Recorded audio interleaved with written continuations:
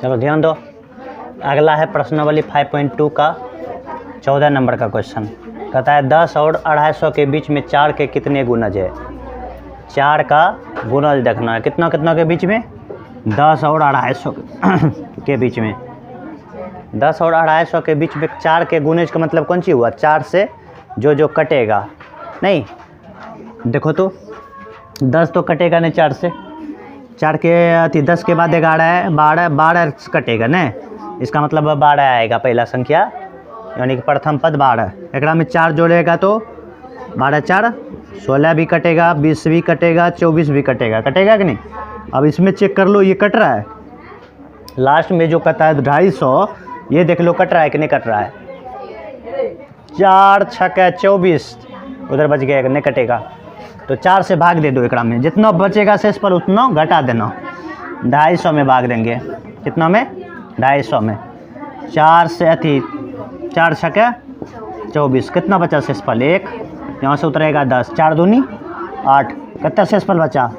2। यही 2 घटा दो एक में तो पूरे भाग लग जाएगा, यानी कि 248।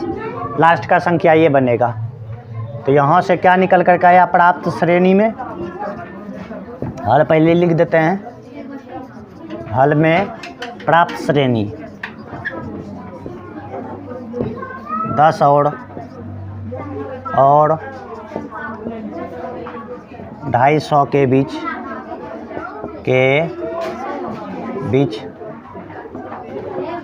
4 के गुणज की सूची।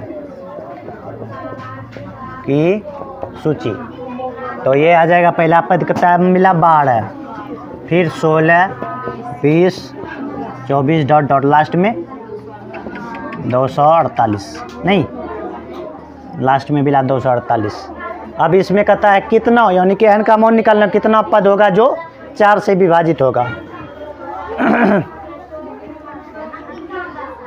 4 से विभाजित होने वाला, यानी कि n का मान निकालना है। ये AP बनाएगा। क्या बनाएगा? AP।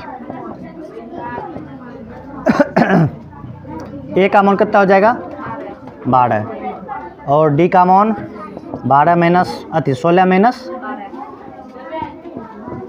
कितना हो जाएगा? 4। तो सार्वंतर 4 निकल गया। अंतिम पद दिया हुआ है AN बराबर 248 है। 248 AN का सूत्र लगाते हैं। A + n - 1 इंटू में D बराबर में 248। तो यहाँ से क्या करें? मान बैठाओ। A का मान 12 प्लस में n - 1 और D का 4, 248। अब इधर देखो, 4 से गुना करो इसमें। 12 प्लस में 4n होगा, माइनस का 4 बराबर में 248 नहीं। तो 12 में से 4 घटेगा तो बचेगा 8, प्लस में 4n बराबर में 248। ऐसा करो, ये 8 को उधर भेज दो। 4n बराबर 240 नहीं बचेगा, 8 घटेगा तो उधर जाएगा। तो 4 से काटो, 4 6 24, 0 का 0 रहेगा। n का मान कितना निकल करके आया? 60।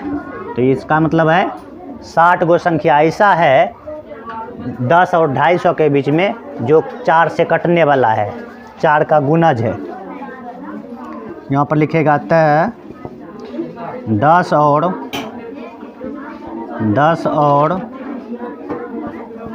250 के बीच 4 के गुणजों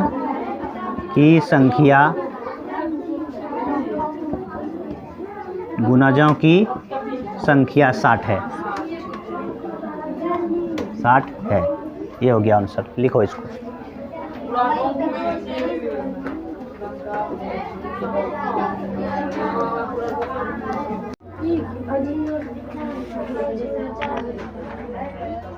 चलो अगला क्वेश्चन देखो। 15 नंबर कहता है n के किस मान के लिए दोनों समांतर श्रेणियों 63 65 67 डॉट और 3 10 17 के nवें पद बराबर होंगे। कौन पद? nवें पद। तो n का मान निकालना है जोन पर जो है ना दोनों AP बराबर हो जाए। तो यहाँ पर लिखते हैं, देखो हल में पहला AP दिया हुआ है, यहाँ से क्या दिया है 63, 65, फिर दिया है 67 डॉट डॉट। इसमें पहले जो है ना A का मान कितना हो जाएगा 63 और D का मान 65 होते बकलेल सब नतन। D का मान कितना हो जाएगा 2 और जो है nवां पद जो है ना an का सूत्र लगा ना, an बराबर क्या होता है a plus n minus 1 into में d। तो देखो a का वैल्यू रखो यहाँ से 63 प्लस में n का मान n रहने दो, निकालना है n का मान। d का मान है 2, कितना है 2, तो ये हो जाएगा 63 और प्लस में 2n माइनस 2, 63 में से 2 जाएगा तो बचेगा 61 प्लस में 2n। अब दूसरा AP दिया हुआ है, इसको भी लिख लो। यहाँ पर दिया हुआ है 3, 10, 17, क्या दिया है 3, 10, 17 डॉट डॉट।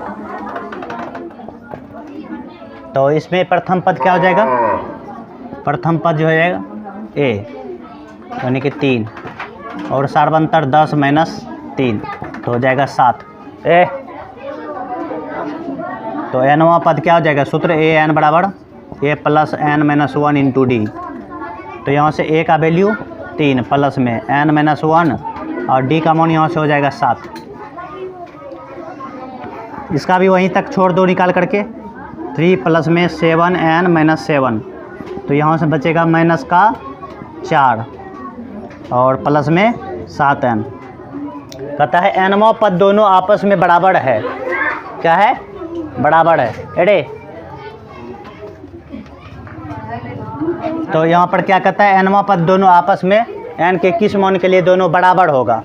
तो अकॉर्डिंग टू क्वेश्चन ATQ से, ATQ से देखो यहाँ 61 प्लस में 2n बराबर में कर दो माइनस का 4 प्लस में 7n। यहाँ से n का वैल्यू निकल जाएगा। यहाँ से देखो माइनस में 4 इधर आएगा तो 65 हो जाएगा, 61 और 4 65, ये 2 n प्लस में उधर जाएगा तो कितना बचेगा 5n, 5 से कटेगा ये 13 बार में। लो इसका भी जो है कम चालू हो गया, n का मान हो गया 13, कितना हो गया 13। यही जो है ना 13वें पद पर दोनों AP बराबर होगा।